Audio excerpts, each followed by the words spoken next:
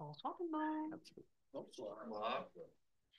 Bienvenue à la séance du Conseil municipal du 7 avril 2025. J'espère que vous allez bien. Merci beaucoup de votre présence. Participer à la vie municipale et assurer les suivis des grands enjeux. Donc, ce soir, on a quand même plusieurs sujets à l'ordre du jour d'intérêt commun. Je vois des visages aussi là, qui vont des décisions qui sont prises suite à des besoins ou des demandes qui ont été exprimées. Et j'aimerais aussi vous adresser un petit mot plus personnel par la suite. Mais dans les dossiers, il y a deux éléments. Il y a la question de l'assurance protection incendie. Vous vous souvenez, dans le fond, au sujet de la fermeture de la caserne, puis l'impact sur les primes d'assurance incendie. Le directeur de notre service incendie a produit une lettre qui, euh, qui décrit vraiment l'ensemble du service et les impacts. Et c'est une lettre, en fait, dont on avait parlé qui vous est destinée, qui est destinée aux personnes qui veulent négocier s'il y a des augmentations de primes. On avait pris l'engagement là, vraiment de faire en sorte que on démontre, que notre service démontre qu'il n'y a pas, il y a pas de risque, il n'y a pas davantage de risque avec le nouveau service, au contraire. Donc, sur notre site Internet, c'est disponible. Donc, on espère que ça va être utile pour ceux et celles qui en ont besoin. L'autre sujet, c'est le projet commercial. L'autre suivi, le projet commercial au coin d'Alfred Desrochers puis du chemin du Parc. Alors, je ne sais pas s'il y en a qui ont vu, mais en tout cas, on le sait, tout indique que M. Belval là, va aller de l'avant avec son projet commercial. Donc, il y a des prochaines étapes qui s'en viennent. Donc, on trouvait ça important quand même pour de les nommer, là, que ce soit la prochaine étape. Dans le fond, ça va être avec pour le PIA, la question architecturale notamment, donc au comité consultatif d'urbanisme. Ensuite, il y a une autorisation de l'accès pour du NTQ, donc la question de l'étude de circulation qui a été réalisée. Et par la suite, on a, bon, effectivement, la décision sur la contribution des espaces verts, des espaces pour fin de parc. Et ensuite, donc, l'entente relative avec l'entrepreneur pour, par la suite, avoir la délivrance du permis de construction.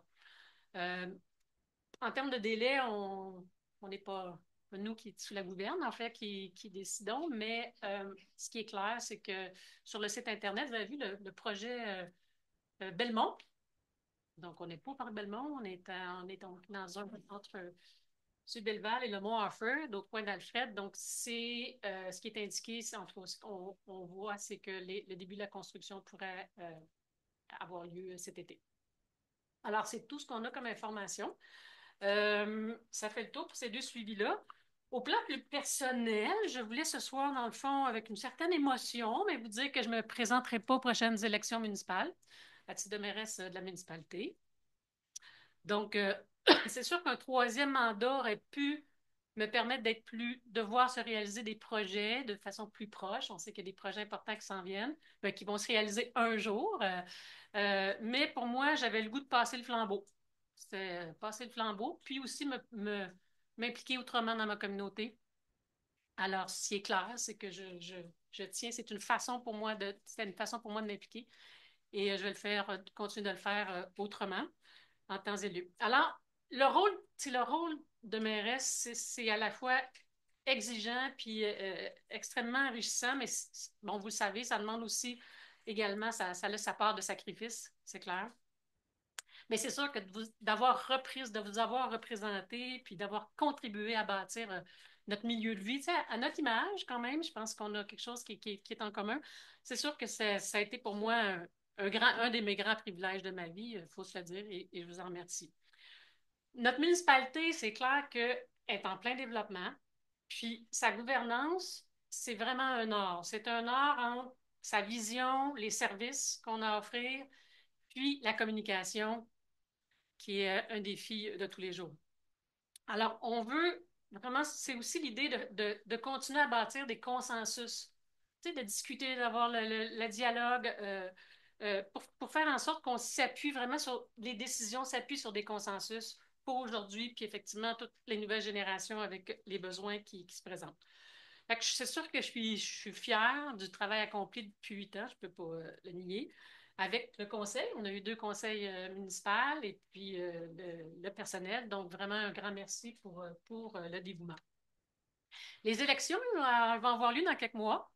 Et c'est sûr qu'Offord a besoin de leaders, donc qui sont prêts à poursuivre le travail qui est amorcé. Et bon, moi, je me demande, ça me ferait plaisir de pouvoir discuter avec du rôle de maire et de mairesse pour des personnes qui souhaiteraient envisager de s'engager dans ce rôle-là. Alors, voilà, c'est sûr que d'ici là, ben, d'ici les élections municipales, c'est 2 novembre, donc il nous reste pas mal de choses à accomplir ensemble. Et ce que nous allons faire ce soir et au cours des prochains mois. Alors, donc, suite à ça, est-ce que il y avait des conseillers, peut-être des collègues, s'il y en a qui ont pris leur décision et qui souhaitaient l'exprimer, ça peut être une occasion ce soir parmi tant d'autres. Alors, je me tourne vers vous, Martine. Ouais. Ah, ok. OK. Bonsoir tout le monde. J'ai pris la décision de ne pas me représenter comme candidate lors des prochaines élections. Les rôles de conseillère municipale, de présidente du CCU et de mairesse suppléante ont été pour moi une expérience fort intéressante et très enrichissante. Ces rôles exigeants m'ont permis pendant toutes ces années de m'impliquer de façon toute particulière dans le devenir de notre milieu de vie. Je considère qu'après 8 mandats, il est temps pour moi de laisser la place à d'autres citoyens et citoyennes. Je tiens à remercier toute l'équipe municipale pour leur travail et leur soutien pendant tout ce temps-là. Et pour le reste, pour les prochains mois, il nous reste du travail à accomplir, passablement, et je vais me consacrer de façon habituelle avec tout mon dévouement habituel. Merci, Madame Blais. Oui, je peux enchaîner. J'en profite pour merci, Madame la mairesse, pour votre travail pendant ces 2 mandats. C'est une grande responsabilité qui demande une grande disponibilité, surtout avec le fait que vous occupez ce poste à temps partiel seulement tout en assumant un autre emploi. Donc, merci. Je voulais parler après Madame Blais pour remercier aussi Madame Blais comme conseillère municipale aussi pendant 2 mandats et présidente du CCU. Cela représente de nombreuses heures de révision et d'analyse de demandes pour proposer les meilleures décisions possibles. Donc, merci. J'enchaîne quant à mon avenir. J'ai l'intention de me représenter pour un 2e mandat. Donc, moi, j'étais toute nouvelle. Donc, vous avez fait vos 2 mandats. Donc, bravo. Donc, je suis prête à relever le défi pour un 2e mandat comme conseillère municipale du district 6. Mon objectif est de représenter les citoyens de ce district que je connais et que j'aime. J'ai aussi le devoir de prendre les meilleures décisions pour la municipalité en fonction des orientations de notre municipalité et les priorités et les besoins de la population.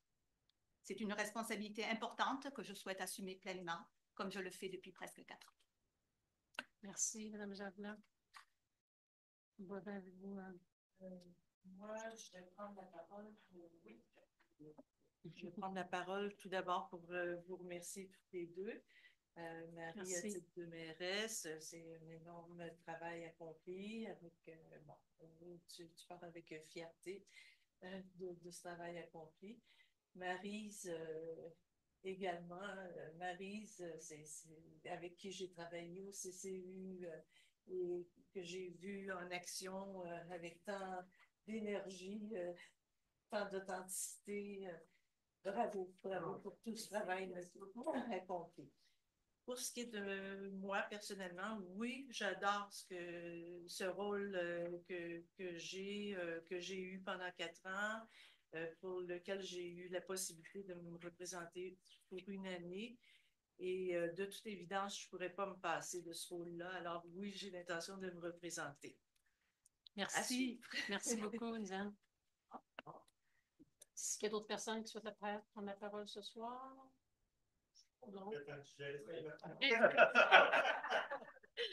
Parfait, bien merci. Donc, ça nous amène donc à l'ordre du jour de ce soir. Donc, je prendrai une proposition.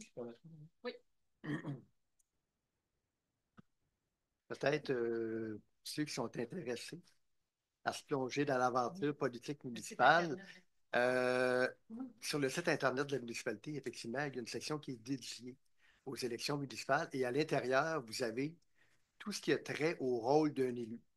La façon dont ça fonctionne également à l'interne. Donc, toutes les organisations ont des modes de fonctionnement différents, mais si vous vous demandez c'est quoi le niveau d'implication, c'est quoi les réunions, la fréquence, tout ça, ce n'est pas des choses que vous allez trouver dans la loi ou les règlements sur Internet. On a notre propre recette maison, donc toute l'information est disponible. L'onglet est sur la page principale, facilement, facilement trouvable. OK? Donc, pour ceux qui peuvent avoir un intérêt et qui sont ambigus, à savoir quel est le niveau d'investissement que ça prend, bien, écoutez, je vous invite à consulter le site, vous allez avoir toutes vos réponses.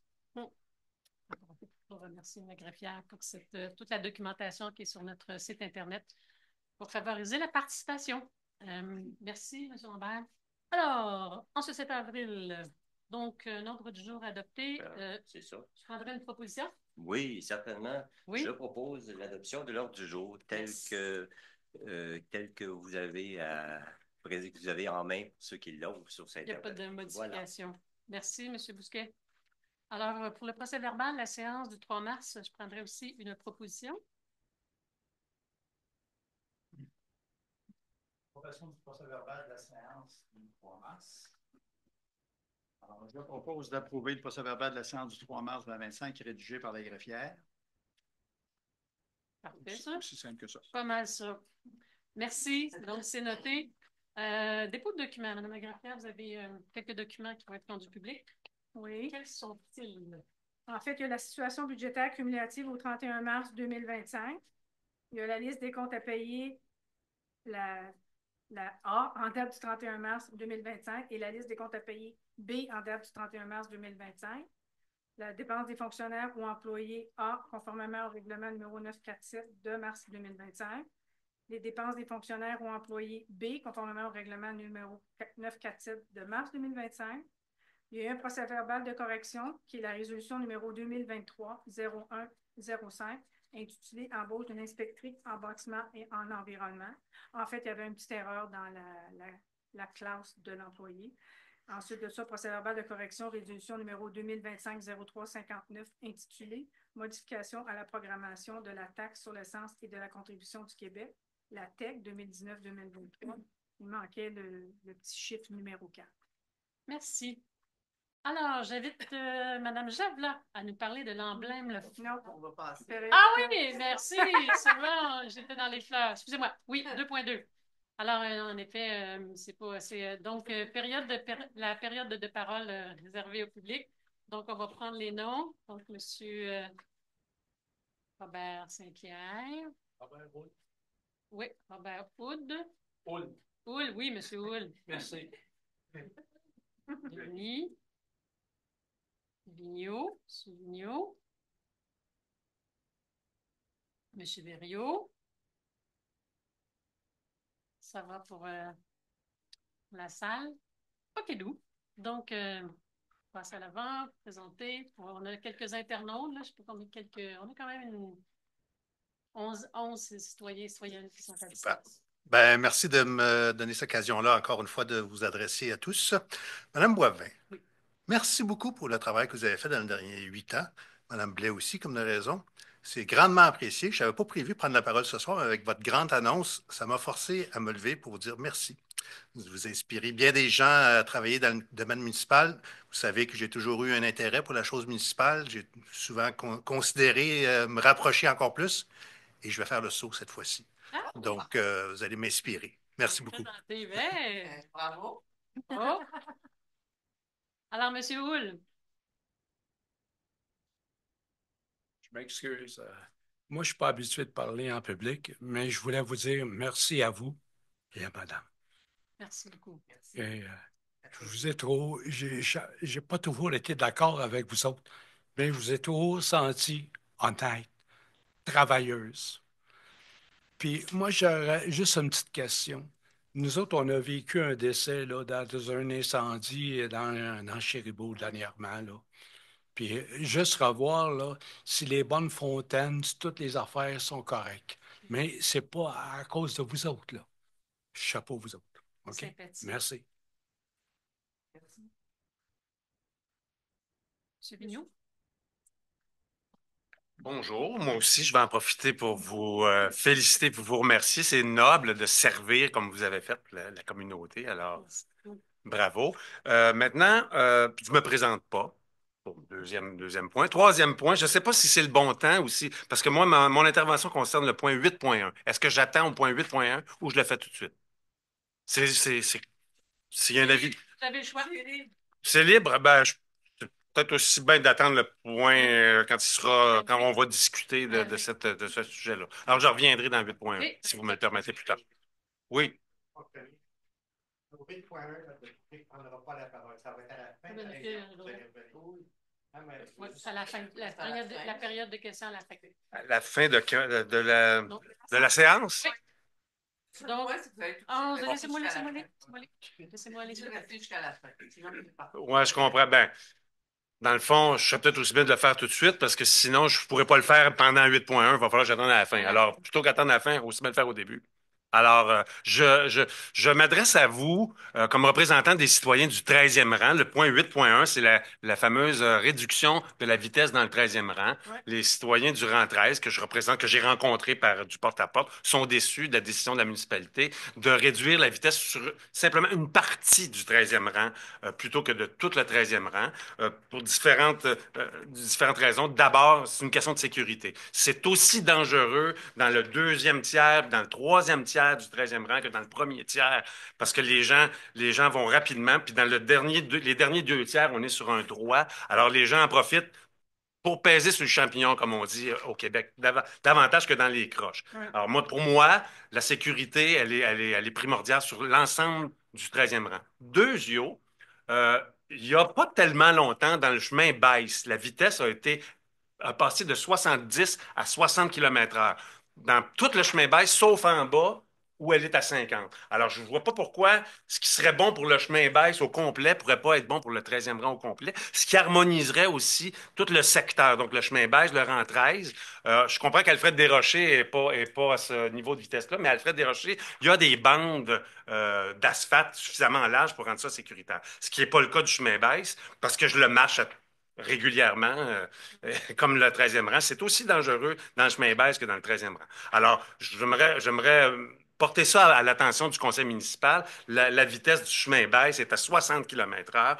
Pourquoi le 13e rang ne serait pas à 60 km/h? Puis quels seraient les inconvénients? Ça, je vous pose la question. Je n'attends pas de réponse nécessairement ce soir. Quels seraient les inconvénients de le mettre la vitesse à 60 sur tout le rang? Je sais que dans la pétition, on demandait 50 km/h, mais moi, je pense que ce sera un compromis acceptable d'uniformiser la vitesse dans ce secteur-là à 60 km/h partout, puis même, éventuellement, de demander une harmonisation avec la ville de Magog pour que le bout du chemin de l'avenue des Pins, qui connecte avec la municipalité, serait aussi à 60 km/h. Alors, ça serait logique, ça serait bon. C'est une démarche qui est aussi, je vous rappelle, soutenue par 80 résidents du 13e rang. Il y a 80 personnes qui ont signé cette pétition-là. J'ai tenté d'en rejoindre, j'ai jasé avec certains résidents cet après-midi. Maintenant, bon, j'ai appris comme en dernière minute un peu que bon, ce soir, là, c'était le soir où vous alliez décider de ça. Alors, je voulais vous dire que c'est aussi une démarche qui est démocratique. C'est pas moi. Puis chez nous, la vitesse va être réduite à 60. Je pourrais bien dire, ben là, moi, chez nous, je suis correct, puis les autres.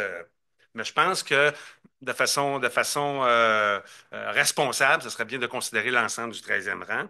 C'est aussi une question de vision pour le développement harmonieux et sécuritaire de notre environnement. Puis, je vous laisserai avec la question que je vous ai posée. Posez-vous la question, quels seraient les inconvénients de mettre ça à 60 pour tout le 13e rang au complet, plutôt que de 60 puis 70. Je le parcours régulièrement le 13e rang à pied et en vélo, puis je vous dis que c'est aussi dangereux dans la dernière portion qui est sur une ligne droite. Les gens vont plus vite parce que justement, on est sur du droit. Voilà, c'était mon intervention. J'espère. Il n'y a pas de décisions qui sont pas. On peut toujours réfléchir dans la vie en amont et en aval et faire évoluer ça. Alors, je tenais à venir vous dire ça, que les citoyens sont déçus, qu'on est déçus, qu'on espère qu'éventuellement, il y aura une harmonisation à 60 km/h pour toute notre rang complet. Je vous remercie et je vous félicite encore pour votre temps comme serviteur de notre communauté. C'est réciproque, M. Vigneault. Je pense que tout le porte-à-porte que vous avez fait, le temps qui a été mis à rencontrer les gens, c'est honorable. Merci beaucoup. Donc, effectivement, le conseil a entendu votre question alors, nous serions rendus à M. Berriot. Je ne sais pas bien original à mes remerciements, mais merci beaucoup. Pour moi, ça va faire tout un changement d'avoir quelqu'un d'autre comme maire ou mairesse, parce que depuis, ça fait pas longtemps que je viens aux assemblées municipales, puis ça a toujours été ce conseil-là. Donc, pour moi, ça va être un autre apprentissage. Oui, c'est ça. Euh, maintenant, j'espère, vous quittez cette année, j'espère que nos contracteurs qui déneigent les routes vont quitter cette année aussi, ou on est encore pris avec eux autres pour un bout de temps. Ils ont endommagé sur notre rue, sur l'avenue des Jardins, deux gros cèdres. Ils vont survivre, là, mais malheureusement, ils ont quasiment chopé de la moitié. Là. Et puis la- ouais, ça a été réparé au moins, mais en tout cas, ils ont presque renversé une boîte à lettres aussi. Ouais. L'information quand il y a des bris, mettons, M. Lambert pourrait en parler, mais je vous laisse terminer. Enfin, est-ce qu'ils sont encore là pour une autre année? Là? Les bris et le contrat. Bon, écoutez, vous me dites ça, vous comprenez que je ne suis absolument pas au courant de tous les bris. Non, je comprends ça. Je comprends ça. C'est sûr, c'est une procédure. Je vais vous envoyer des photos. Donc, là, j'imagine qu'il y a un suivi. Est-ce que vous avez eu réponse?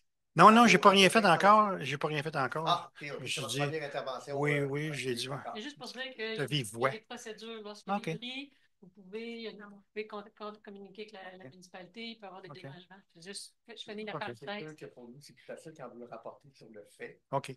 Quand c'est plus facile de faire enquête. Puis après ça, s'il faut s'il faut faire des interventions auprès de l'entrepreneur ou, dans certains cas, même lui envoyer des avis qui mènent des fois à des pénalités, peuvent mener aussi à des bris de contrat. C'est toute une procédure qui s'enclenche quand on a trop de plaintes.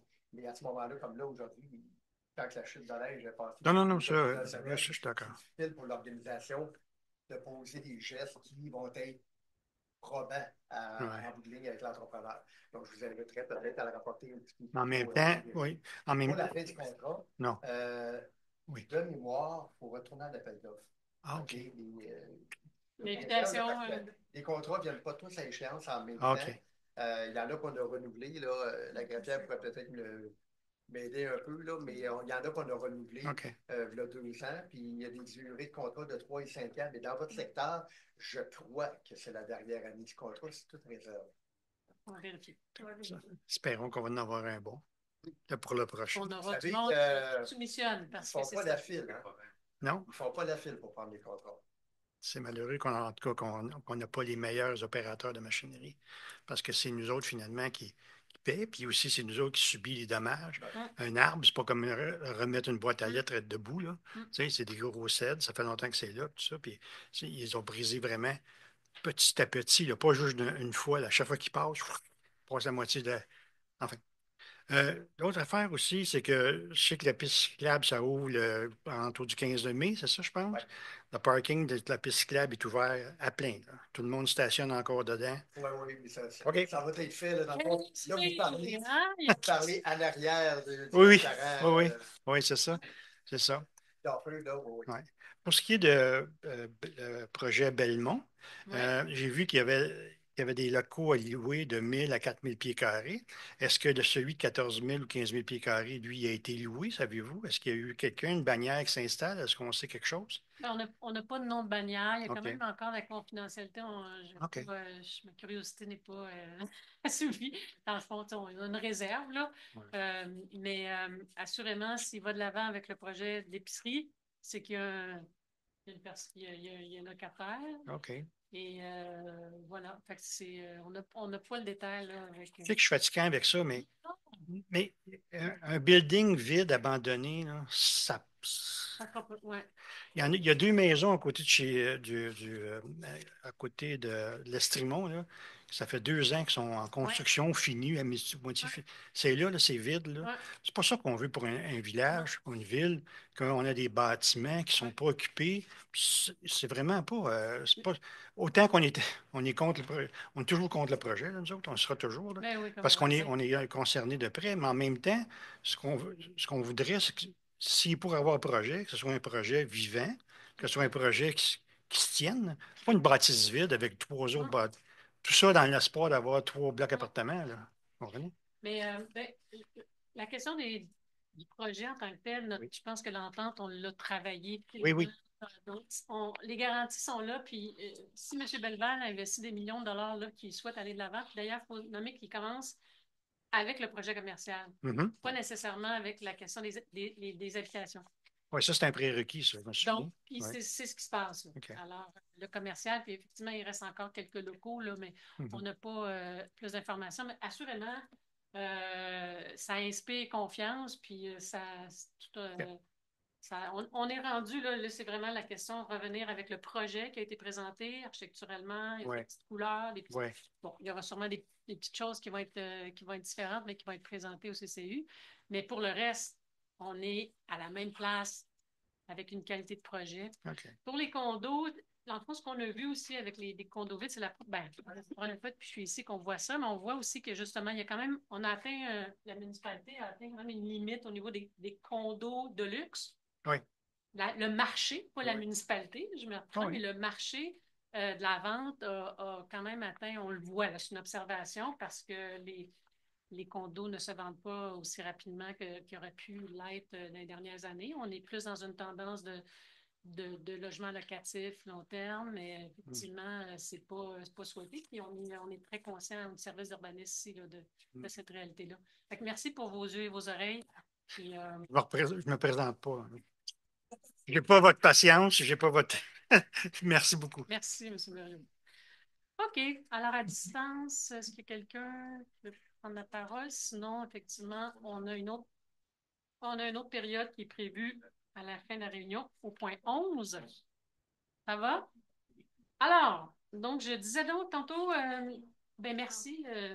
J'invite Mme Javelin à nous parler de l'emblème floral d'Offord. Oui, merci beaucoup. Donc, le comité d'environnement de la municipalité souhaite désigner un emblème floral pour la municipalité. Le comité a soumis 3 choix et il y a eu proposé un vote auprès de la population. Nous sommes très contents de voir qu'il y a eu plus de 400 personnes qui ont voté sur le site Internet. Et la gagnante a presque 50% de votes sur les 3 choix et la lobélie cardinale comme emblème floral de la municipalité.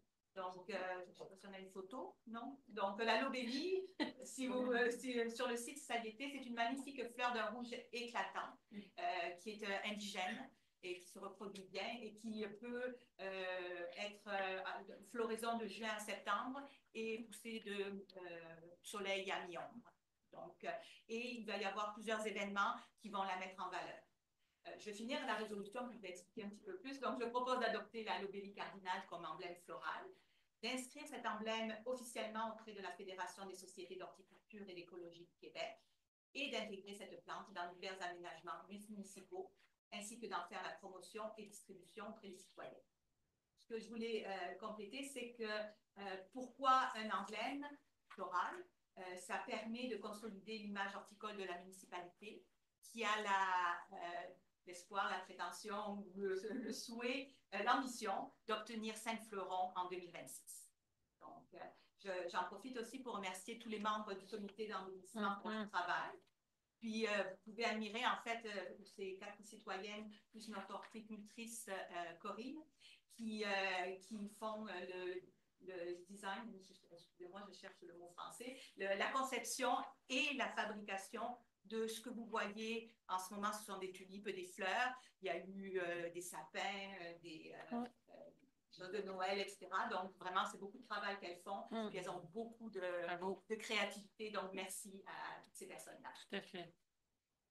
Merci. Alors, il nous manquait la photo, là, mais écoute, bon, aussi. Demain, il y a une infolette qui va paraître, donc vous allez avoir l'image dans l'infolette. Merci. À suivre l'information parce qu'il va y avoir plusieurs événements horticoles où on va mettre en valeur aussi cette fleur. Alors, passons au 2.4 avec Mme Javelin. Oui, je peux continuer. Oui. Donc, toujours des bonnes nouvelles. Pour commencer, c'est bien. Donc, c'est la nomination d'un nouveau citoyen sur le comité consultatif de transition écologique et protection écologique du milieu de la municipalité. Donc, je propose de nommer M. Gilles Lambert à siéger au comité, on l'appelle le CCTE de façon plus courte, jusqu'au 2 avril 2026.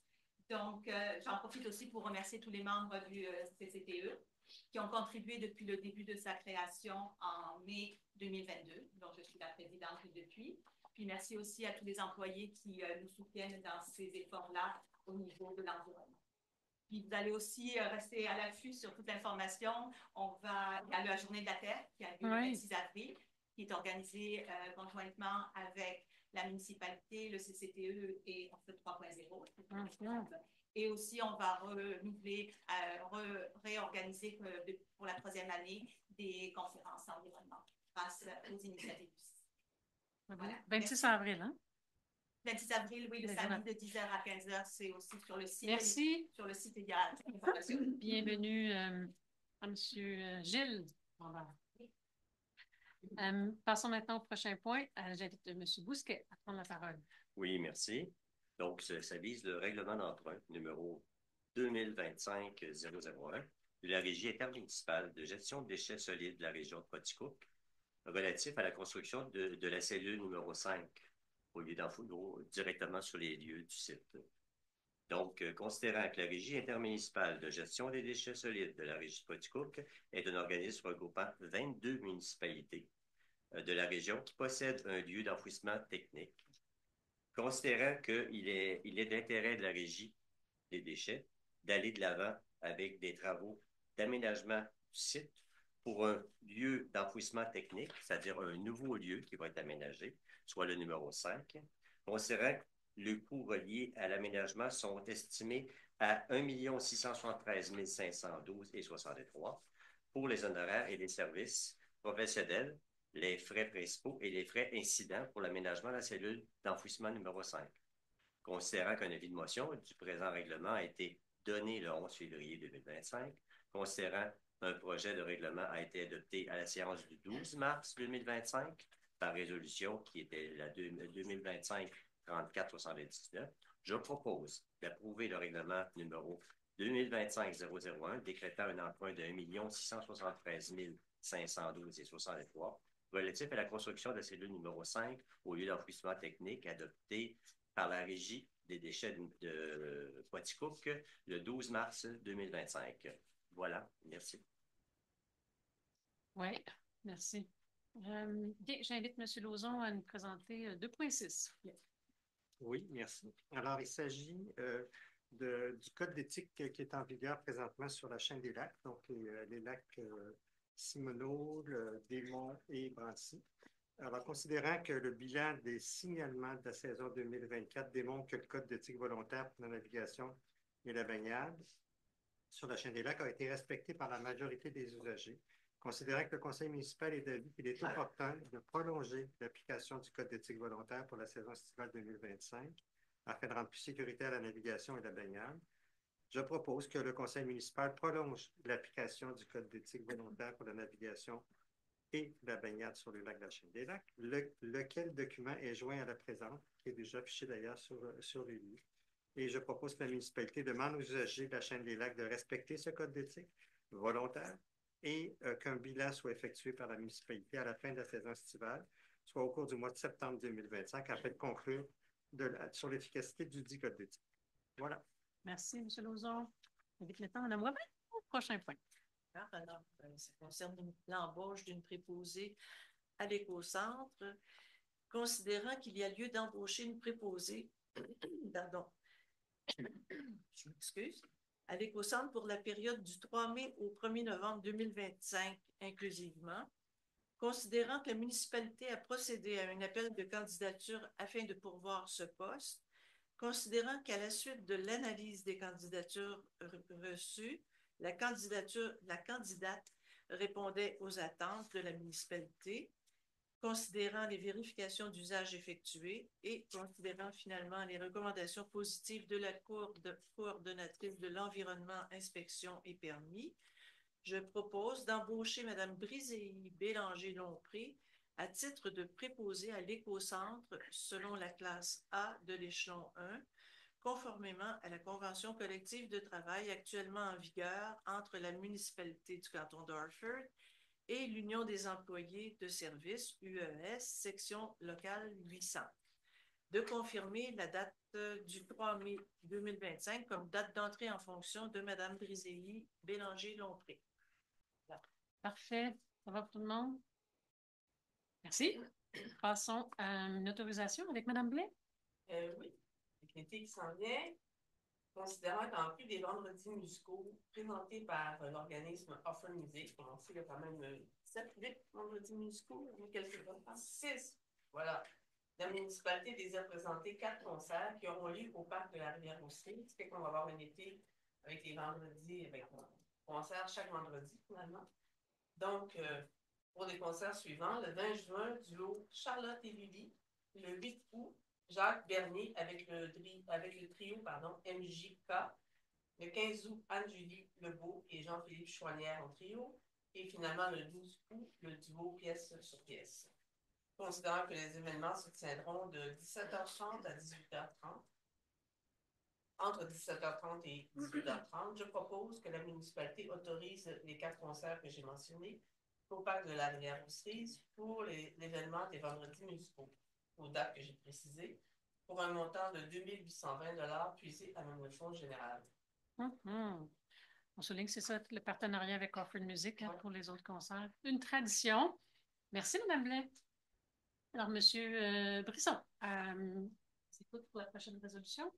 Alors, autorisation et participation, Vélo Fête Memphremagog, le 17 mai 2025, considérant qu'un des axes d'intervention du plan directeur vélo de la MRC de Memphremagog consiste à la mise en œuvre d'actions visant à favoriser l'émergence d'une culture vélo sur le territoire de la MRC, considérant que la MRC souhaite organiser une vélo-fête pour souligner le mois du vélo, un événement s'inscrivant dans cet objectif et offrant aux citoyens l'occasion d'en apprendre davantage sur la pratique du vélo sous ses diverses facettes, et considérant enfin que la municipalité du canton d'Harford a déjà organisé ce genre d'événement il y a 2 ans et que le parc de la Rivière-Roussy est un endroit tout désigné pour la tenue de cette activité, je propose donc que la municipalité autorise l'organisation de cet événement sur son territoire, qu'elle participe à l'organisation de ce dernier en collaboration avec la MRC et qu'elle autorise la vente de produits alimentaires et de breuvages alcoolisés lors de l'événement.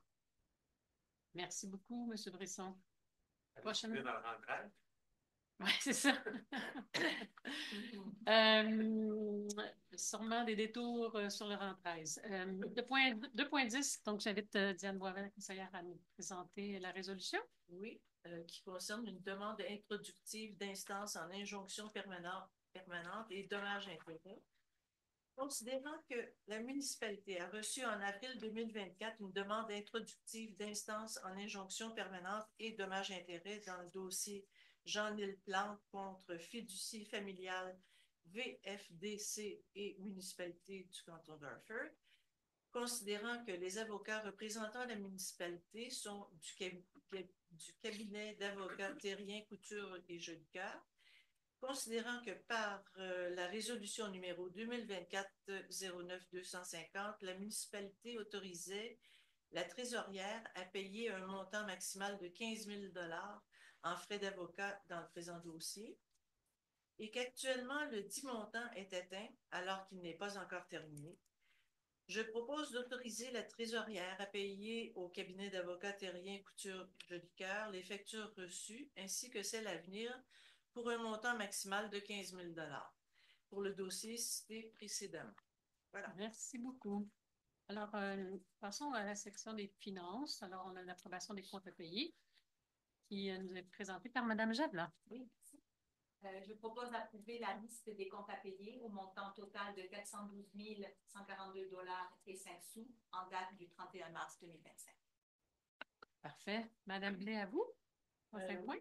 Considérant qu'il y a lieu de transférer des montants du surplus cumulé au 31 décembre 2024 aux différentes réserves financières de la municipalité, je propose de transférer du surplus cumulé au 31 décembre 2024 les montants suivants aux différentes réserves financières. 8 214 $ dédiés à la voirie, 11 989 pour fin environnementale, 9 074 pour l'usine d'épuration et 17 305 pour l'eau potable. Merci. Continuons avec les transferts avec M. Boson.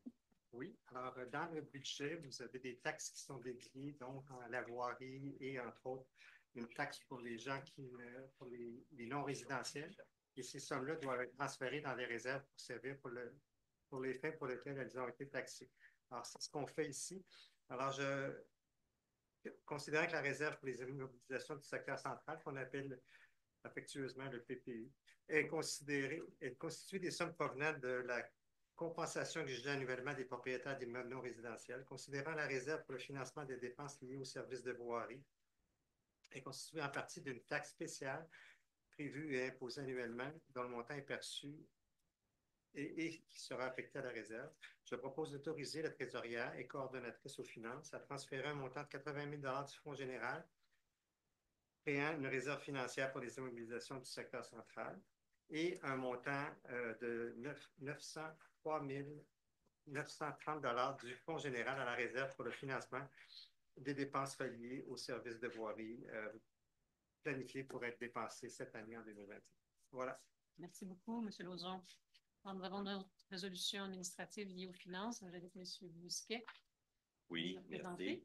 Donc, considérant la fermeture du service incendie de la municipalité du canton d'Orford le 15 décembre 2024, considérant que la municipalité a depuis vendu plusieurs équipements ainsi que les véhicules du service de sécurité incendie pour une somme de 110 360 $. Considérant aussi que la municipalité a adopté en 2015 un règlement, le règlement 888-888, décrétant un emprunt de 186 000 $ pour l'acquisition d'équipements pour le service incendie de la municipalité et l'installation d'une bombe sèche, emprunt qui est toujours en vigueur. Considérant que la municipalité désire utiliser le montant de la vente des 10 équipements et des véhicules afin de rembourser le montant restant dû sur l'emprunt du règlement 888, considérant que pour ce faire, la municipalité désire créer un excédent affecté afin de payer le montant dû annuellement de cet emprunt, et ce, jusqu'à paiement final de la dette. Je propose de créer un excédent affecté au remboursement de la dette du règlement 888 au montant de 40 624,20 afin de rembourser annuellement le montant restant dû à l'emprunt, et ce, jusqu'au remboursement total de la dette, soit le 11 juillet 2027. Merci. Voilà, merci. Merci, M. Bousquet. Ça me fait penser que, concernant la fermeture de la caserne incendie, qu'il y a des travaux actuellement qui se font, qui vont se réaliser pour avoir aussi des activités loisirs ou des activités communautaires pour les citoyens qui vivent à proximité, notamment.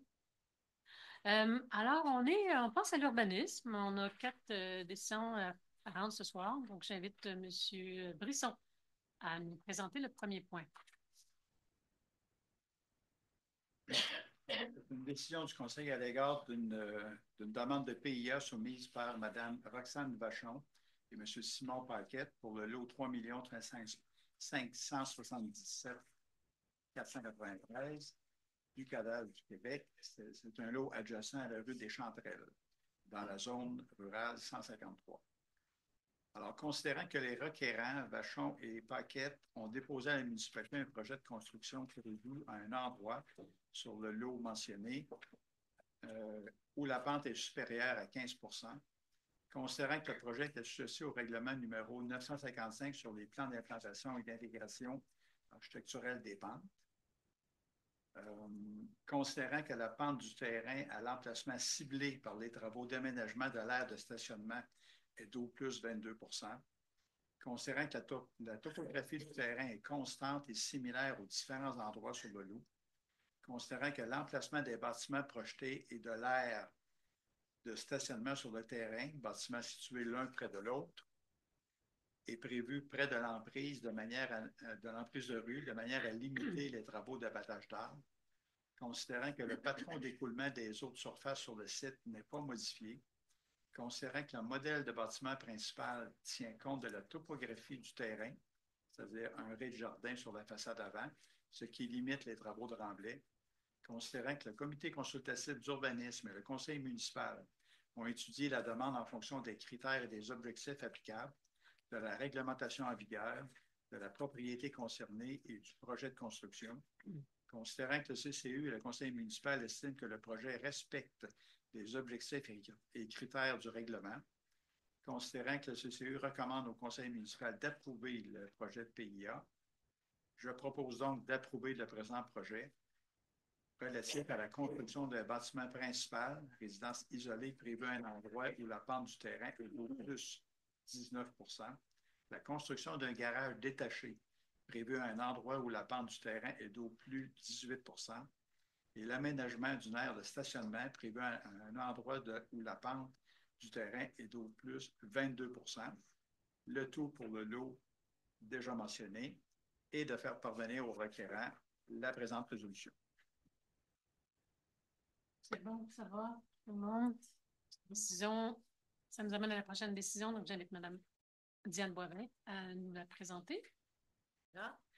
Alors, c'est une décision du Conseil à l'égard d'une demande de PIA soumise par Mme Josée Lapointe pour la propriété lot projeté 6 667 848 du cadastre du Québec, adjacent à la rue des Merles, zone R10. Considérant que la requérante, Mme Josée Lapointe, a déposé à la municipalité un projet de construction habitation unifamiliale isolée ainsi qu'un garage rattaché prévu sur ce lot, adjacent à la rue des Merles, considérant que le projet est assujetti au règlement numéro 955 sur les plans d'implantation et d'intégration architecturale PIA 2 de la partie sud et est du secteur du PPU, considérant que le règlement numéro 955 sur les PIA précise notamment les 3 objectifs suivants. Le premier qui est de réaliser une architecture de qualité dans les interventions afin de rehausser et consolider la qualité bâtie des secteurs périphériques au cœur villageois. Le deuxième qui vise une harmonie des volumes, formes, couleurs et matériaux au niveau de l'architecture, des aménagements et de l'affichage. Et comme troisième objectif, prévoir un traitement architectural du bâtiment visible de la rue. Considérant les matériaux et couleurs prévus sur le revêtement extérieur du bâtiment, matériaux naturels tels que le bois et la pierre, ainsi que les couleurs qui s'harmonisent à celles du cadre bâti, considérant que la volumétrie du bâtiment projeté s'apparente à celle de certains bâtiments adjacents à la rue des Merles, plus particulièrement au niveau du toit, considérant que le règlement numéro 955 sur les PIA mentionne à titre de critère d'analyse que les bâtiments doivent privilégier les zones déboisées pour leur implantation et qu'à défaut d'un site qui possède un couvert dégarni, minimiser les zones d'abattage des arbres, considérant les arbres existants sur le terrain, leur nombre, leur emplacement, la concentration des essences et leur gabarit, considérant également les sections du terrain qui sont déboisées, la largeur du lot projeté, les dimensions du bâtiment et les possibilités d'éloignement des constructions par rapport à des arbres matures sur le site, considérant que le comité consultatif d'urbanisme, CCU, et le conseil municipal ont étudié la demande en fonction des critères et des objectifs applicables de la réglementation en vigueur, de la propriété concernée, des propriétés voisines, cadre bâti et du projet de construction, considérant que le CCU et le conseil municipal estiment que le projet respecte les objectifs et critères du règlement numéro 955 PIA, des modifications sont apportées à l'implantation du bâtiment et à l'emplacement de l'aire naturelle sur le site, considérant que le CCU recommande au conseil municipal d'approuver le présent projet de PIA, le tout conditionnellement à ce que la lisière de l'aire naturelle d'une largeur minimale de 5 mètres planifiée le long de la ligne latérale ouest du terrain soit déplacée le long de la ligne latérale est du terrain. Je m'excuse, c'est des relents d'hiver. Hein? Alors que ce soit déplacé le long de la ligne latérale est du terrain, ce qui entraînera un déplacement du bâtiment principal en direction ouest et réduira par le fait même l'étendue des travaux d'abattage d'arbres sur le site. Considérant que les membres du conseil ont pris acte de la recommandation du comité, Je propose d'approuver le présent PIA relatif à un projet de construction, le tout conditionnellement à ce que la lisière de l'aire naturelle d'une largeur minimale de 5 mètres planifiée le long de la ligne latérale ouest du terrain soit déplacée le long de la ligne latérale est du terrain, ce qui entraînera un déplacement du bâtiment principal en direction ouest sur le lot. Je pense qu'on a un problème. Ce n'est pas la résolution qui est à l'écran. Celle que vous avez entre les mains, Mme Boivin, ne sera pas la bonne. Oh. Bon. Alors. Tu veux te mettre à l'écran, oui. Ouais. Je propose d'approuver. Oui, peut-être oui, à l'écran, Diane. D'accord. Alors, désolé. Je propose d'approuver le présent PIA relatif à un projet de construction, le tout conditionnellement à la plantation d'arbres à l'intérieur du périmètre, de l'aire naturelle identifiée sur le terrain, au minimum un arbre en bonne santé par 40 mètres de superficie d'aire naturelle devrait être situé dans l'aire naturelle du terrain. Un délai de 18 mois à partir de la date de délivrance du permis de construction est accordé pour procéder à la plantation des arbres et respecter la condition mentionnée précédemment. Tout arbre existant en bonne santé d'un diamètre minimal de 2,5 cm au DHP et situé dans l'aire naturelle peut être considéré dans le calcul. Les plans de construction soumis le 18 février 2025 ainsi que le plan d'implantation soumis à la municipalité le 23 mars 2025 sur lequel l'aire de déboisement est réduite et le bâtiment est déplacé en direction ouest font partie intégrante de la décision. Le tout pour le lot 6 667 848 adjacent à la rue des Merles, zone R10, de faire parvenir la présente résolution à Mme Josée Lapointe. Je vais demander le vote, Mme la mairesse. Oui. Bien, vous avez essayé de... Dans votre droit, tout à fait. D'accord. Une raison? Bien, pour moi, je vais voter contre la résolution parce que je suis, étant donné que je considère qu'on aurait dû suivre la décision qui a été prise par le CCU, soit de déplacer le bâtiment en direction ouest et d'éviter ainsi la coupe d'arbres matures. On parle de rangée de cèdres. Donc, pour ma part, je vais voter contre cette résolution-là. Bien. Est-ce qu'il y a d'autres personnes qui votent contre cette proposition qui est proposée par Mme Boivin? Est-ce qu'il y en a qui votent pour la proposition? 1, 2, 3. Là. Merci. Donc, c'est adopté à la majorité. Ça nous amène au prochain point. Contribution pour fin de parc. Mme Javela, à prendre la parole. Oui, merci. Donc, on va parler de 2 propriétés dans ce cas-là. Donc, c'est le règlement 951 de zonage et de lotissement qui permet au Conseil d'exiger une contribution pour fin de parc de terrains de jeu, d'espaces naturels et d'espaces verts dans le cadre d'une demande de permis de lotissement ou de construction. Donc, ce règlement se décline en 2 parties. La première, cela permet la superficie du terrain à céder doit être égale à 10% de la superficie totale du terrain faisant l'objet de l'opération cadastrale ou du projet de construction.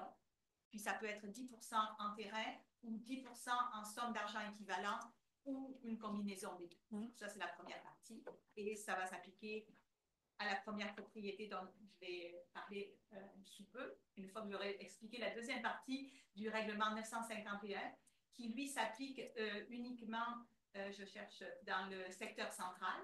Et donc, lui, fait qu'on peut demander à céder gratuitement à la municipalité pour des fins d'espace vert une partie du terrain qui correspond à 15% de la superficie totale du terrain qui fait l'objet de l'opération cadastrale ou du projet de construction.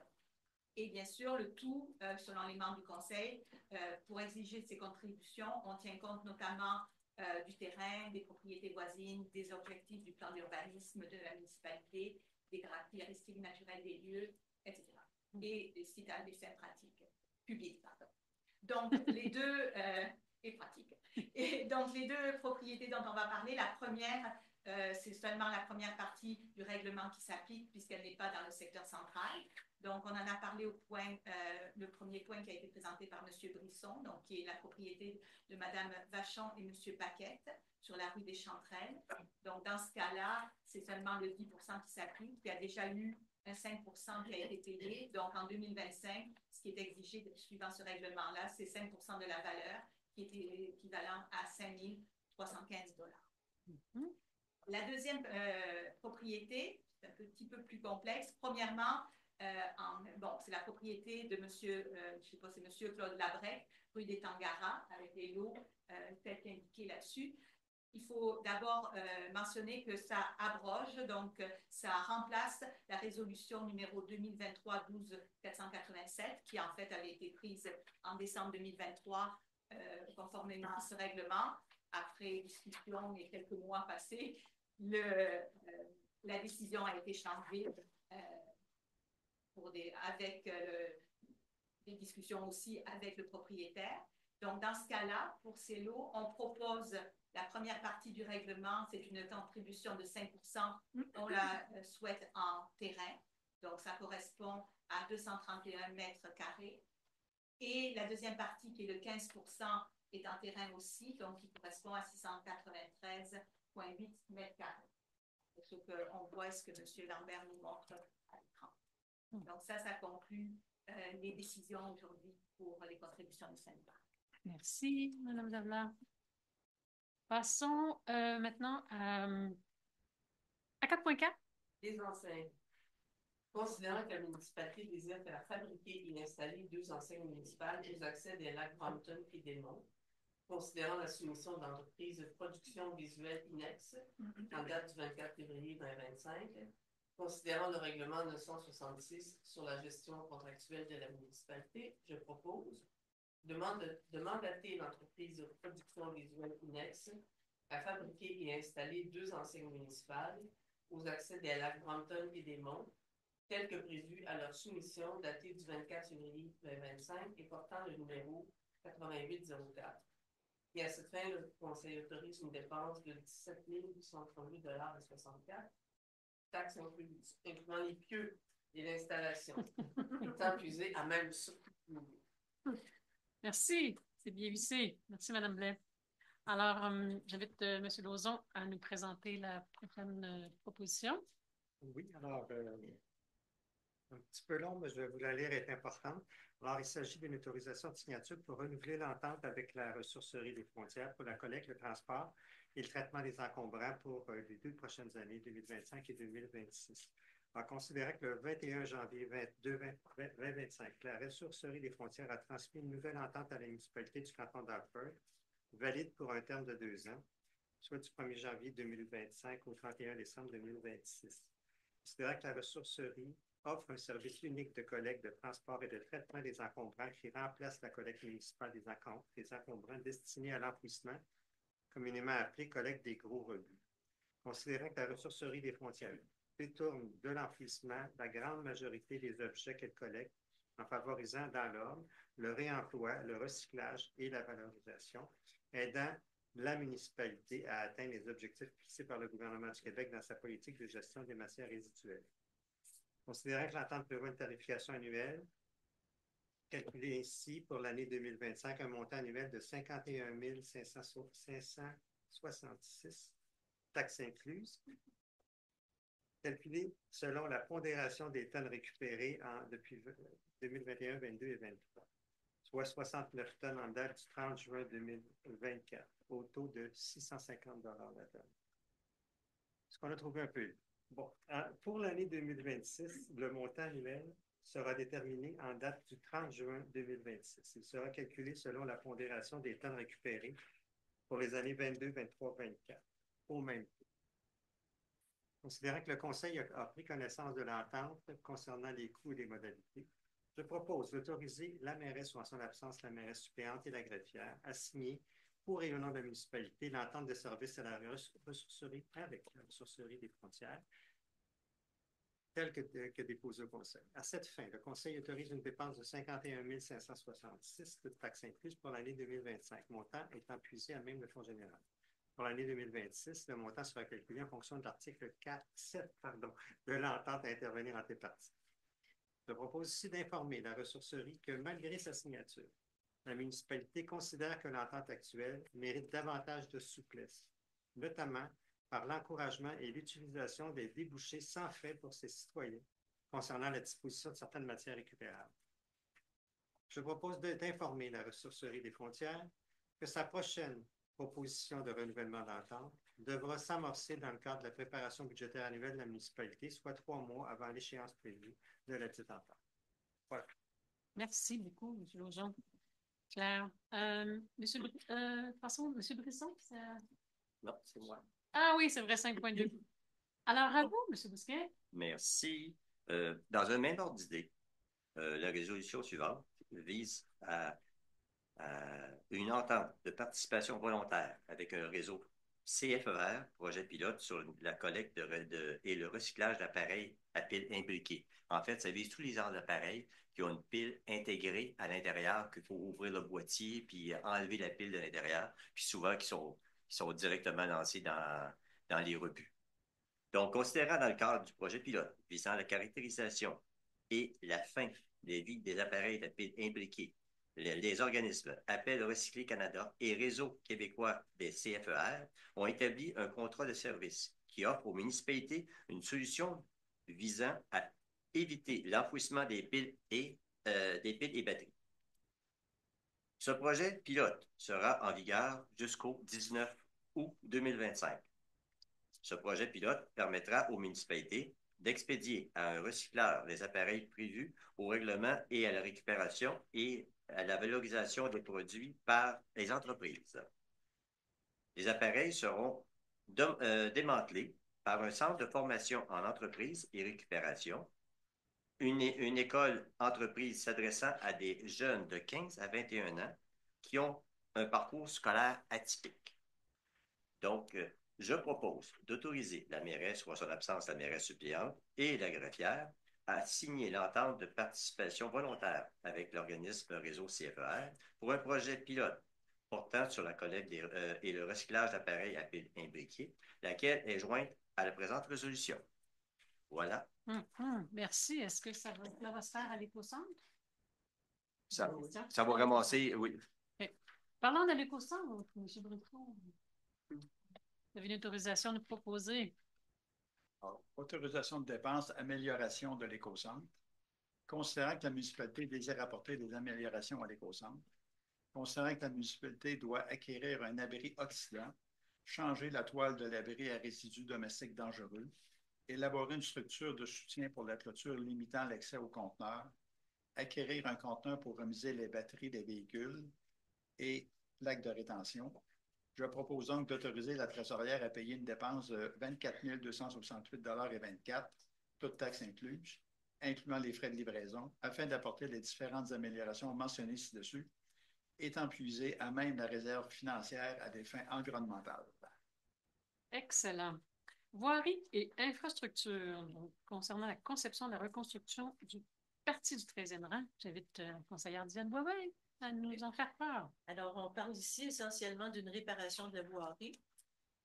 Considérant que la municipalité désire procéder à des travaux de reconstruction d'une partie du 13e rang, soit la partie entre le chemin Alfred Desrochers et environ 20 mètres au-delà du chemin des Fermes, plus ou moins 3730 mètres, considérant qu'une demande d'offre de service a été faite auprès de 4 entreprises, considérant que les entreprises suivantes ont soumis une offre. Premièrement, l'entreprise Artelia au montant de 62 086,50. Les services EXP Inc. au montant de 45 415,12 sous. Tetratec QI Incorporé au montant de 50 014,12. Et WSP au montant de 59 212,12. On part sur les 12. En effet.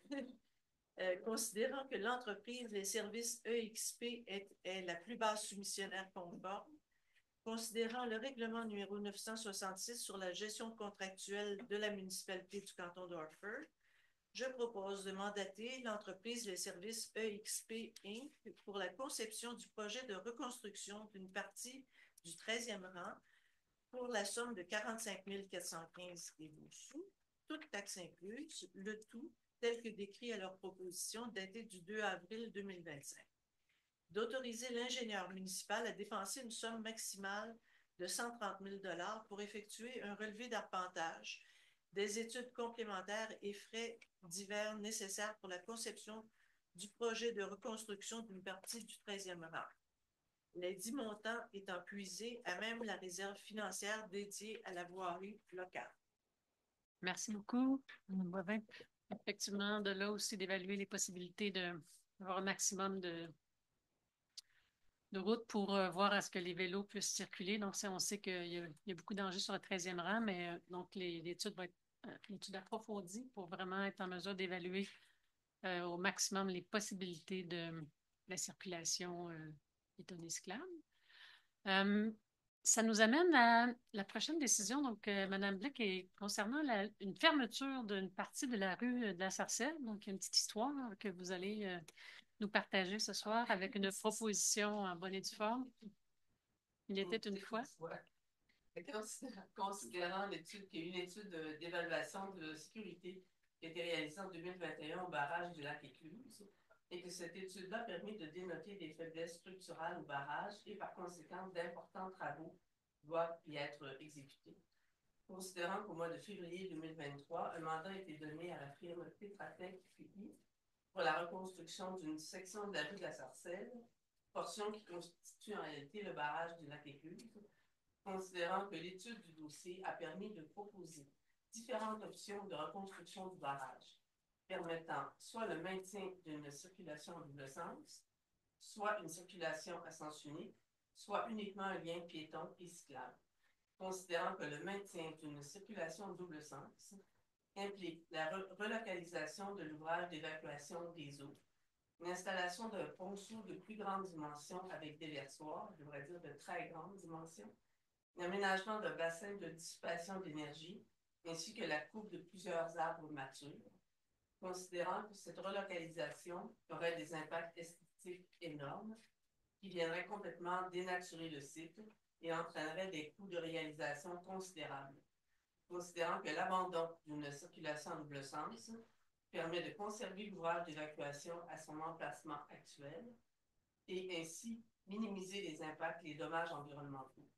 Considérant que le maintien d'une circulation en sens unique implique l'obligation de réinstaller des glissières de sécurité de chaque côté de la route finalement, et par conséquent de procéder à l'élargissement de la crête du barrage afin de respecter les exigences en la matière, et considérant que cet élargissement ne peut se faire sans allonger l'ouvrage d'évacuation des eaux du côté amont, plus vers le littoral du lac, ayant ainsi une plus grande occupation du littoral, considérant que le 9 août 2024, en raison de fortes pluies, il y a eu des dommages importants à l'ouvrage d'évacuation, dommages de telle importance que la municipalité a dû procéder à la fermeture de la route à toute circulation automobile, considérant l'approche éviter, minimiser et compenser en environnement qui guide le ministère lors de la délivrance des autorisations, considérant que l'aménagement d'un lien piétonnier et cyclable sur le barrage favorise la mobilité active et permet aux citoyens d'avoir un accès visuel au lac Écluse de façon paisible, considérant l'analyse faite par la municipalité de l'ensemble des avantages et inconvénients liés au maintien d'une fermeture de la rue à toute circulation automobile, considérant qu'à la suite de cette analyse, le conseil municipal juge préférable de fermer définitivement à toute circulation automobile une portion de la rue de la Sarcelle, considérant que le conseil a le pouvoir de fermer une partie de rue en respect des dispositions de la loi sur les compétences municipales, considérant la résolution 322/2009 par laquelle la municipalité procédait à l'ouverture de la rue de la Sarcelle comme rue publique, et finalement, considérant qu'aucun préjudice sérieux ne résulte de cette fermeture, je propose de fermer sur une longueur de 120 mètres une partie de la rue Sarcelle comme rue publique, soit une partie des lots 3 945 000 et 3 945 514, pardon, et 3 945 515 du cadastre officiel du Québec, le tout tel que plus amplement décrit au plan joint à la présente résolution. On voit le plan de la portion qui est en rouge, qui représente 120 mètres, qui sera fermée à toute circulation, elle est déjà fermée d'ailleurs, et qui sera fermée définitivement à toute circulation automobile pour éventuellement être un lien piétonnier et cyclable dans un jour prochain lorsque le barrage sera sera reconstruit, ça va refait de façon conforme. Merci beaucoup, Maurice. Alors, passons à 6.3 avec Mme Javelin. Oui, merci. Donc, ça concerne l'achat de matériaux pour la réfection de l'aqueduc sur la rue du Montagnac. Donc, considérant les différents bruits d'aqueduc qui posent des difficultés majeures dans le secteur Montagnac, que cette section d'aqueduc est composée de matériaux désuets, la municipalité désire limiter les fuites dans ce secteur et elle doit acquérir du matériel afin de procéder à la réfection de l'aqueduc sur la rue du Montagnac. Une demande de prix a été déposée auprès de 3 entreprises. Donc, on voit le nom et les soumissions dans le tableau présenté. Et c'est l'entreprise JU Pool Limitée qui est la plus basse soumissionnaire. Donc, conformément au règlement numéro 936 sur la gestion contractuelle. Je propose d'acquérir de l'entreprise JU Pool Limitée les matériaux pour les travaux de réfection de l'aqueduc sur la rue du Montagnac. Le tout pour un montant de 20 016,92 $, toutes taxes incluses, étant puisé à même le fonds général. Excellent. Merci infiniment. Alors, nous passons à l'avis de motion et projet de règlement. Donc, c'est à vous, Mme Javelin, qui va présenter une motion concernant justement la vitesse sur une partie du 13e rang. Ça se fait en 2 étapes pour des raisons administratives et légales. Donc, le premier, c'est l'avis de motion sur le règlement 923-4 qui modifie le règlement 923 pour les limites de vitesse dans la municipalité. Donc, le but pour ce soir, c'est pour limiter ou diminuer la vitesse sur une partie du rang 13 ainsi qu'aux abords du parc à mer. Donc, conformément à l'article 445 du Code municipal, je donne avis de motion car, au point suivant, le Conseil prévoit d'adopter le règlement 923-4 qui a pour but de diminuer la vitesse sur les 2 parties dont j'ai parlé. Et donc, par la même occasion, la greffière demande d'être dispensée de la lecture de ce projet de règlement, puisqu'une copie de celui-ci a été remise avant la séance de ce soir. Je vais expliquer un peu plus dans le point 9.1, qui est l'adoption en tant que telle. Du projet. Oui, l'adoption du projet de règlement 923-4. Donc, c'est en 2 parties. Je vais essayer de le décrire en 2 parties. Donc, la vitesse sur le rang 13, il y a eu une intervention tout à l'heure par rapport à la vitesse. Donc, considérant qu'une pétition concernant la vitesse sur le rang 13 avait été déposée à la séance du 20 janvier, la municipalité désire diminuer la vitesse sur le rang 13, donc comme ça a été mentionné tantôt, à partir de la limite de la ville de Magog sur une longueur de 2 km 350 mètres et la porter à 60 km/h. Donc, c'est sur le plan qui est là. Je n'irai pas en détail sur les questions qui ont été posées par vous tout à l'heure. Une des différences, j'allais dire simple, qu'on peut donner entre le chemin Baisse et le rang 13, c'est la distance.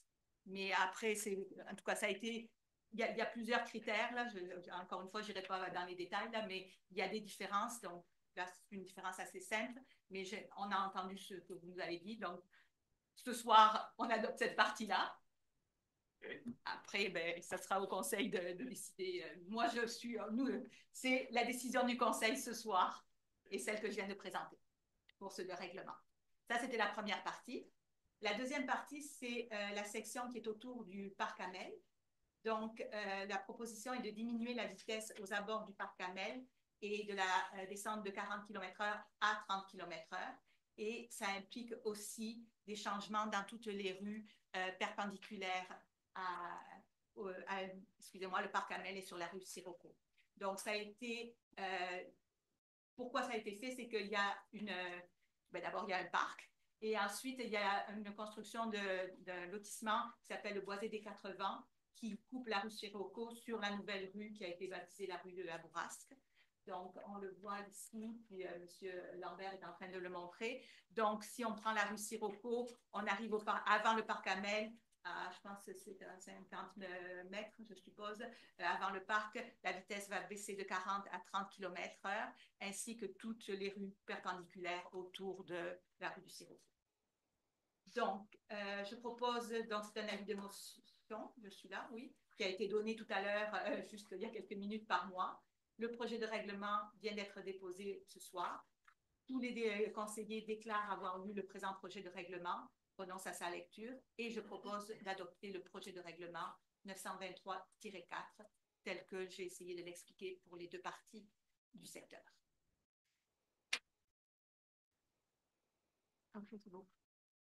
Merci, Martine. Je vois quelque chose à l'écran, moi aussi. Ah, on n'a pas la même chose. Ah, OK. Alors, on terminerait en fait pour l'ordre du jour avant d'aller à la période de questions sur les sujets qui ont été traités. Il y a 2 règlements. Donc, le processus avis, la loi est prévue comme telle. Il y a avis de motion, il y a un projet de règlement et ça donne un temps après ça pour l'adoption du projet en tant que tel qui se fait à une séance subséquente.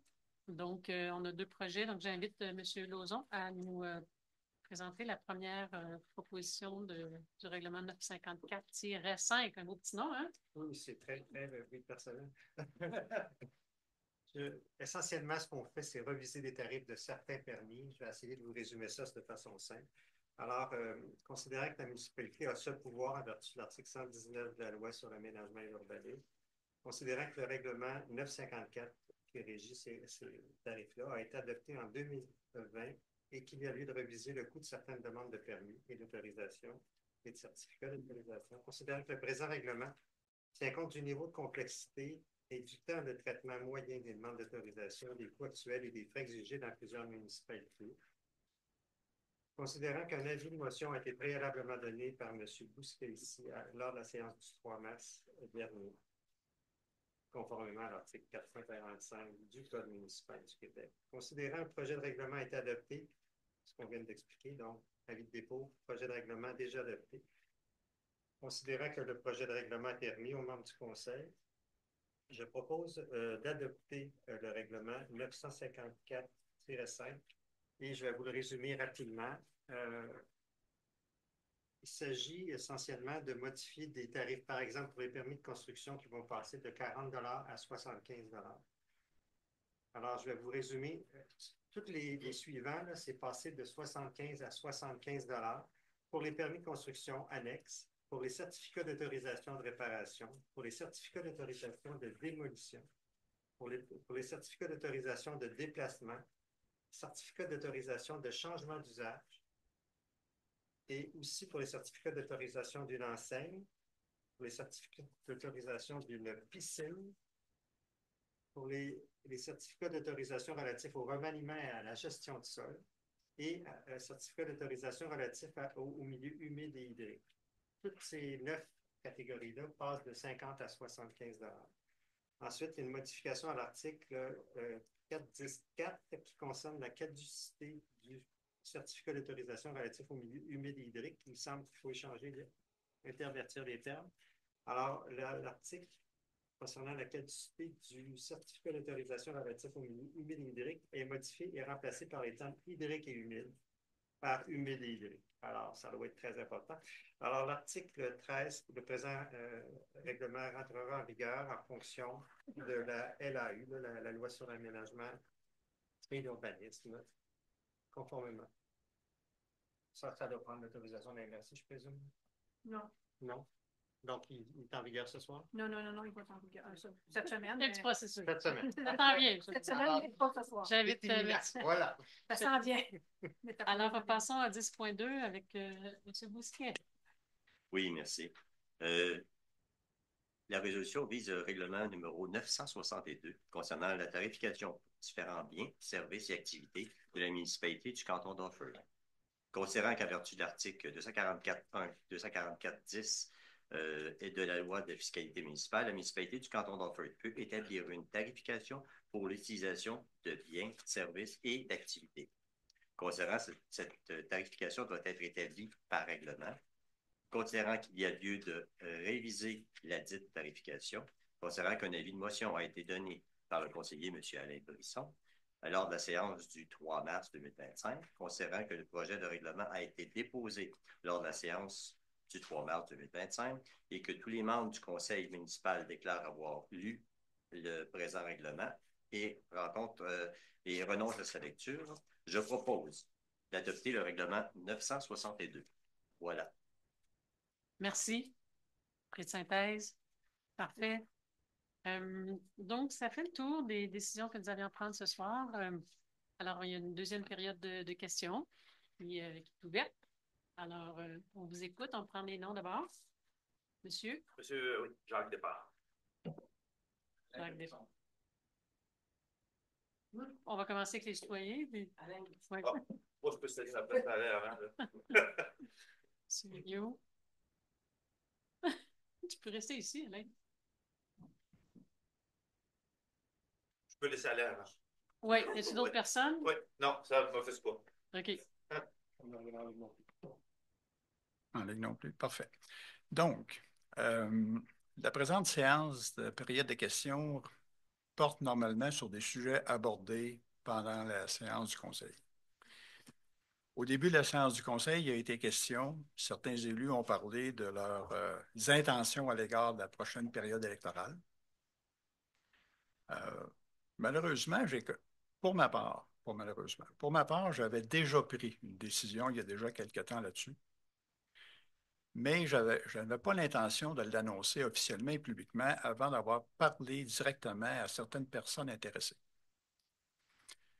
Malheureusement, j'ai constaté ce soir qu'il y avait eu une préparation, pour ne pas dire, là, d'une partie des élus pour annoncer leurs intentions. Chacun avait préparé son petit mot, okay? Mais ça a concerné seulement une partie des élus. Donc, en conséquence, je vais moi aussi afficher mes intentions. Et ce que j'avais décidé, c'est que je ne me représenterai pas comme conseiller au district 3. Par contre, je me représente à la mairie, aux fonctions de maire, aux prochaines élections.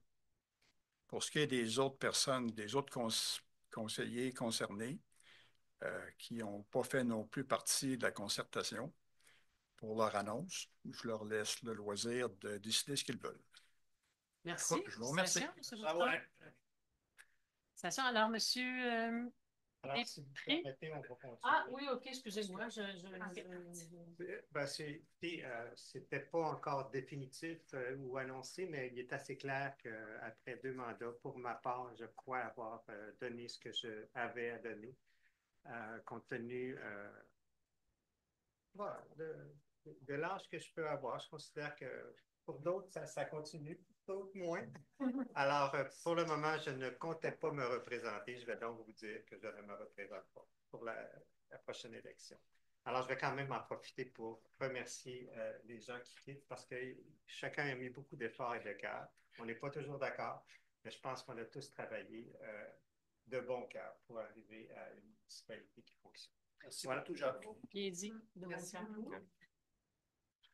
Bon, merci. Tant qu'à Tant qu'à y être, on va y aller. Le temps, les gars. Moi, écoutez, je suis encore dans un cheminement, mais disons que je peux presque l'annoncer parce que c'est presque définitif. Moi non plus, je ne me représenterai pas. J'ai beaucoup apprécié mes 8 ans, ça va faire 8 ans comme conseiller municipal.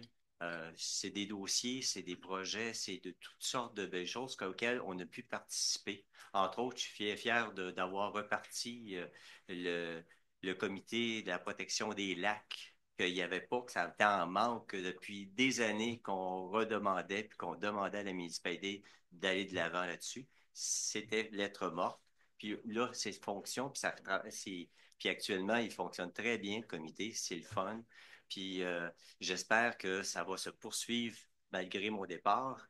Et puis, encore une fois, moi aussi, je remercie tous les membres avec qui que j'ai pu participer durant des années sur plusieurs comités et autres. C'est grandement valorisant et c'est une très belle expérience de vie.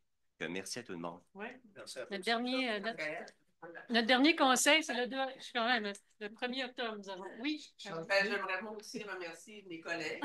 Mes collègues pendant plusieurs années. Puis, ça a été quand même des belles années. C'est 2 mandats qui ont été riches en travail. On a vraiment fait, je pense, du bon boulot ensemble. Et puis, bonne chance, M. Brisson, dans votre continuité. Merci. Oui, Mme. Merci. En plus de remercier ce bon monde, je voudrais souligner la grande capacité d'adaptabilité de l'administration face à ces changements continus. L'énormité du travail qu'ils ont à accomplir puis qu'ils rencontrent. Alors, ça aussi, il faut une reconnaissance Absolument. Mais comme ce n'est pas terminé, quand même, et merci, Mme Gauvin, donc on a quand même, oui, plusieurs conseils. On a le dernier conseil sera le présent conseil, une séance le 1er octobre prochain. Alors, sur ces volets politiques, oui, oui, oui, oui, oui, pas d'inquiétude. Ça va bien, ça va bien. Alors, M. Després et M. Vigneault. Départ. Départ. Départ est dans le prix. Tant qu'à être dans les annonces. Non, moi, je vais attendre. Pas aujourd'hui. À ça, il faut quand même garder un suspense, là, mais. Ouais. Non, non, non, non, non, non, non, non. Je vais faire exception, je vais faire exception à la règle. Euh, on remarque que le timing serait bon, mais non, je vais attendre. Non, ma question porte-moi sur le 13e rang. On a parlé, monsieur, c'est bien. C'est un chemin qui est beaucoup utilisé, que j'utilise, puis que plusieurs gens font du vélo. Je regarde la section aussi lorsqu'on sort de Magog, on voit le chemin des pins. C'est bien. Dans l'emprise, on voit là, sur l'accotement, il y a de la place. Là, si j'ai remarqué, je crois qu'on va faire quoi? C'est 1,4 km qu'on va aller faire de réfraction, si j'ai bien vu, là, sur le 13e rang. La réflexion va être 3,2 km. 3,2 km, OK. OK. Est-ce qu'il existe un plan directeur ou un plan d'ensemble qui viendrait à un moment donné nous illustrer, nous faire comprendre de quelle façon que la route va être aménagée?